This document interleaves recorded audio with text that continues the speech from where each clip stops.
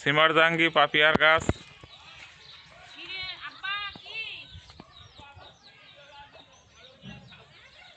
আমাদের পাপিয়া গাছে পাপিয়া হয়েছে। তো পাপিয়া আসলে শীতে খুব একটা পাকতে চায় না।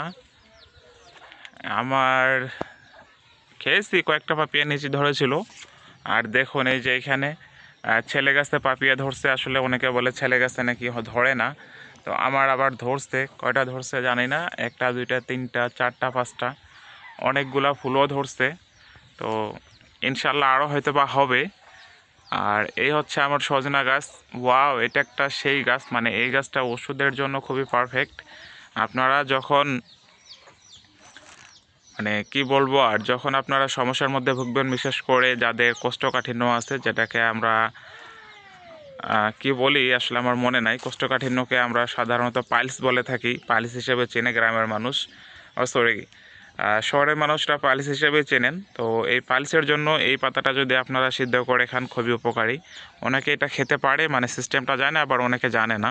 তো ইদানিং আবার এই বিষয়টা অনেক ভাইরাল হয়ে গেছে, বিকজ এটা মোরিঙ্গা পাউডার নামে পরিচিত। তো মোরিঙ্গা পাউডারটা তৈরি হয় সাধারণত এই পাতাগুলো থেকেই। আর এই পাতাগুলোর আসলে বিশেষ বিশেষ কিছু গুণ আছে। আপনার এত গুণ আছে যে আপনি যতক্ষণ না খাবেন ততক্ষণ বুঝতে পারবেন না। সব কথা তো আসলে বলা যায় না ভালোভাবে। তো আমার খুবই পছন্দের একটা গাছ। হ্যাঁ, একবারে ন্যাচারাল একটা ফুটেজ। দেখুন কত সুন্দর বাতাসের মধ্যে দুলতেছে। এই যে আমার পেঁপে গাছের পেঁপে, ওয়াও। তো যদি কেউ খেতে চান তাহলে অবশ্যই আমার বাসায় আসবেন, পেঁপের দাওয়াত রইল পেঁপে খাবার।